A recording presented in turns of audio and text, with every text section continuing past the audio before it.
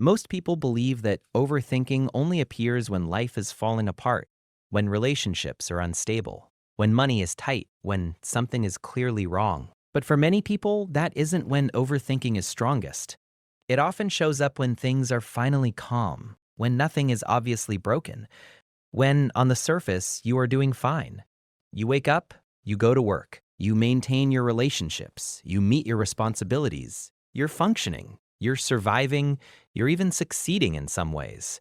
And yet inside your mind, there is constant noise, questions without answers, doubts without evidence, scenarios that replay again and again, conversations you analyze long after they are over, decisions you revisit even when they turned out well, and you start wondering why. Why can't I just enjoy this? Why can't I relax? Why does my brain keep searching for problems that don't exist? Overthinking in moments of stability can feel confusing and frustrating. It can make you feel ungrateful, weak, broken, like something must be wrong with you for feeling anxious when you should be happy. But in reality, this pattern has very little to do with weakness, and everything to do with how your mind learned to survive. For many people who overthink, even when life is calm, their nervous system was shaped in environments where peace was unpredictable. Maybe you grew up in a home where moods shifted suddenly, where love felt conditional, where safety depended on reading the room. Maybe conflict appeared without warning. Maybe emotional support was inconsistent. Maybe you learned early that stability could disappear at any moment. So your brain adapted. It learned that being relaxed was risky. It learned that calm was temporary. It learned that vigilance was safer than comfort. When you grow up in that kind of emotional climate, your mind doesn't associate peace with safety. It associates peace with vulnerability, with being unprepared, with being caught off guard. So even when adulthood brings more stability, your nervous system doesn't fully trust it. Instead, it stays alert. It scans for danger. It looks for hidden threats. It searches for what could go wrong. Overthinking becomes a form of emotional armor. You replay conversations to make sure you didn't say something wrong. You analyze relationships to ensure you're not about to be abandoned.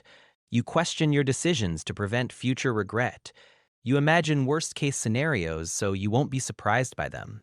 From the outside, it looks like anxiety. On the inside, it feels like protection. At some point in your life, being hyper-aware helped you survive emotionally. It helped you avoid conflict. It helped you anticipate disappointment. It helped you stay connected to people who were unpredictable. It helped you feel some sense of control in environments where you had very little. So your brain learned, thinking more equals being safer. The problem is that the brain doesn't automatically update this belief when circumstances change. Even when your life becomes stable, even when your relationships become healthy, even when your environment becomes supportive, your mind continues running the same survival program. Another reason you may overthink when you're doing fine is because you learn to associate self-worth with performance. Many people were raised in systems where love, praise, or attention were linked to achievement.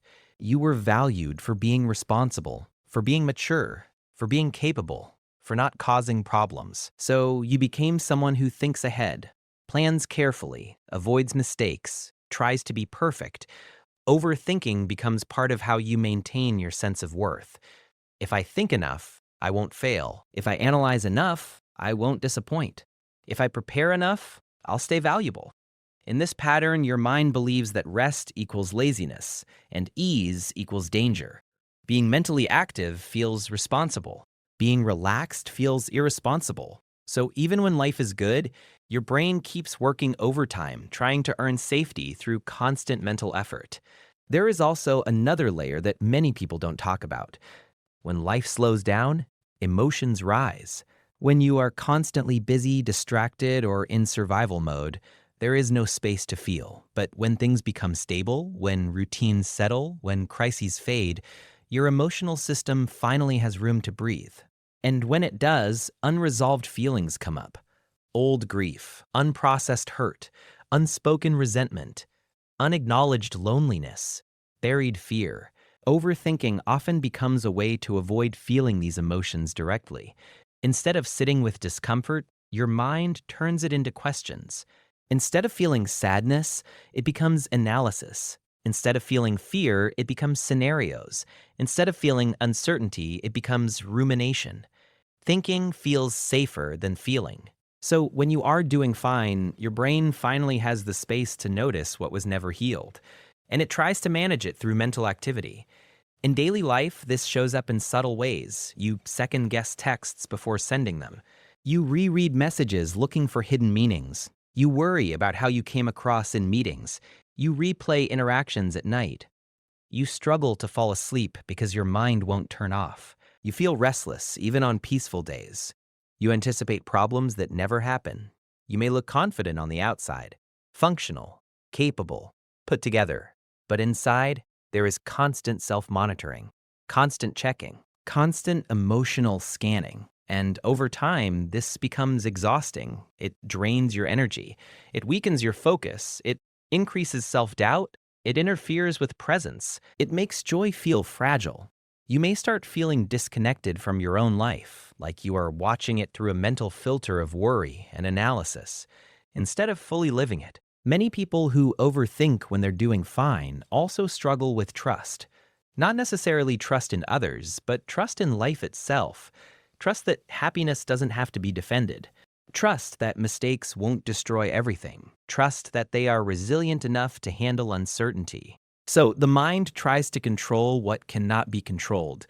It believes that if it can predict every outcome, nothing will hurt as much. But this is an illusion. Overthinking does not prevent pain. It only delays peace, and often it creates suffering that never needed to exist. The most difficult part is that many overthinkers blame themselves for this pattern. They tell themselves they are dramatic, ungrateful, weak, broken, too sensitive, too anxious. They compare themselves to people who seem relaxed and wonder what is wrong with them. But there is nothing wrong with you. Your mind learned to survive in a certain way, and it has been loyal to that strategy ever since. Healing does not mean forcing your brain to shut up. It means teaching it that safety no longer depends on constant vigilance. It means learning to notice when you are scanning for problems that aren't there. It means practicing staying present when your mind wants to escape into analysis. It means gently reminding yourself that you can handle uncertainty, that you can survive mistakes, that you can tolerate discomfort, that you don't need to earn rest. It also means developing emotional literacy, learning to ask, what am I actually feeling right now? What am I avoiding? What does this thought protect me from experiencing? Often, behind overthinking is a feeling that needs compassion, not correction. Loneliness, fear, insecurity, grief, self-doubt.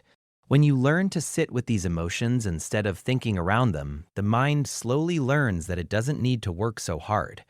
Another important part of healing is self-trust. Trusting that you are capable. Trusting that you are adaptable. Trusting that you can respond to life as it happens. Trusting that you don't need to mentally rehearse every possible future. This trust is built through small moments, letting yourself make imperfect choices, allowing silence, choosing rest without guilt, resisting the urge to over-explain, accepting good enough, staying present even when anxiety whispers otherwise. Over time, these moments rewire your nervous system. They teach it that calm is safe, that stability is real, that peace is allowed, and slowly the volume of overthinking lowers, not because you forced it to stop, but because it no longer feels necessary. You are not broken for thinking too much when life is good. You are someone who learned early that safety required awareness, that love required effort, that stability required vigilance. And you are now learning something new, that you are allowed to rest, that you are allowed to enjoy things without analyzing them, that you are allowed to feel okay without preparing for disaster, that peace does not need to be defended. You are learning that your mind does not have to be a battlefield for you to survive. It can become a home, a place of curiosity instead of fear, of awareness instead of worry, of presence instead of projection. And that shift does not happen overnight. It happens through patience, through self-compassion, through repeated choices to trust yourself, through allowing life to unfold without trying to control every detail. You are doing fine, and you are allowed to feel fine without questioning it, without doubting it, without preparing for it to disappear. You deserve to experience your own life without overthinking it away.